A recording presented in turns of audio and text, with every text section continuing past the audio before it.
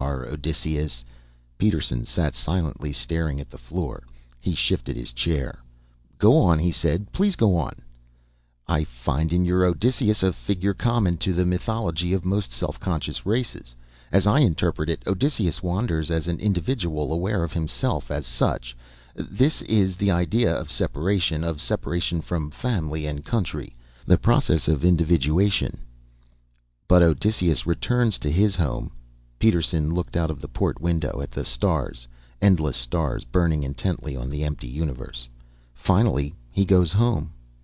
As must all creatures, the moment of separation is a temporary period, a brief journey of the soul. It begins, it ends. The wanderer returns to land and race. The door opened.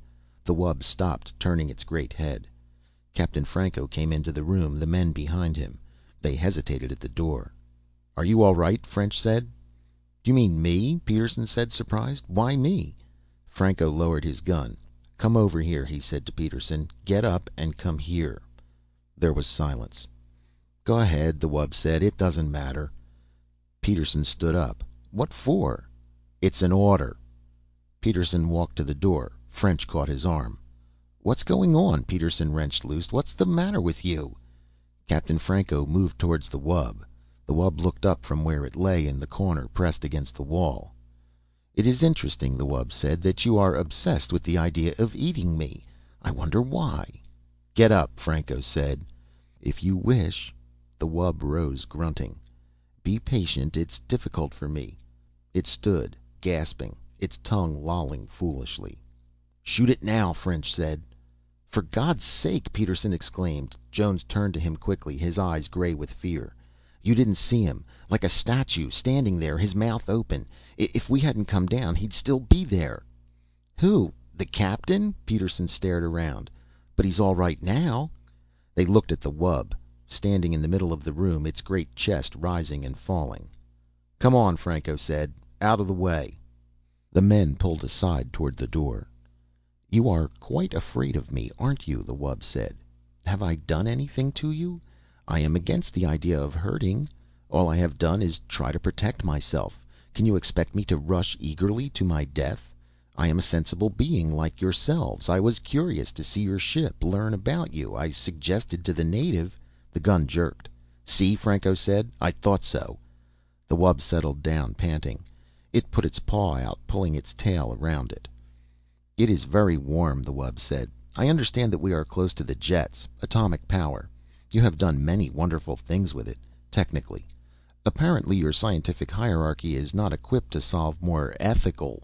Franco turned to the men, crowding behind him, wide-eyed, silent. I'll do it. You can watch. French nodded. Try to hit the brain. It's no good for eating. Don't hit the chest. If the rib cage shatters, we'll have to pick bones out. Listen, Peterson said, licking his lips. Has it done anything? What harm has it done? I'm asking you. And anyhow, it's still mine. You have no right to shoot it. It doesn't belong to you. Franco raised his gun. I'm going out, Jones said. His face was white and sick. I don't want to see it. Me too, French said. The men straggled out, murmuring. Peterson lingered at the door. It was talking to me about myths, he said. It wouldn't hurt anyone. He went outside. Franco walked toward the wub. The wub looked up slowly. It swallowed. A very foolish thing, it said. I am sorry that you want to do it. There was a parable that your savior related. It stopped, staring at the gun. Can you look me in the eye and do it? The wub said. Can you do that? The captain gazed down. I can look you in the eye, he said. Back on the farm we had hogs, dirty razorback hogs. I can do it. Staring down at the wub into the gleaming moist eyes, he pressed the trigger. The taste was excellent. They sat glumly around the table, some of them hardly eating at all. The only one who seemed to be enjoying himself was Captain Franco. More? He said, looking around. More? And some wine, perhaps. Not me, French said. I think I'll go back to the chart room. Me too, Jones stood up, pushing his chair back. I'll see you later. The captain watched them go. Some of the others excused themselves. What do you suppose the matter is? The captain said. He turned to Peterson. Peterson sat staring at his plate, at the potatoes, the green peas, and the thick slab of tender, warm meat. He opened his mouth. No sound came. The captain put his hand on Peterson's shoulder. "It's only organic matter now," he said. "The life essence is gone." He ate, spooning up the gravy with some bread. "I myself love to eat. It is one of the greatest things that a living creature can enjoy. Eating, resting, meditation, discussing things." Peterson nodded. Two more men got up and went out. The captain drank some water and sighed. "Well," he said, "I must say that this was a very enjoyable meal. All the reports I had heard were quite true. The taste of wub, very fine, but I was prevented from enjoying this pleasure in times past."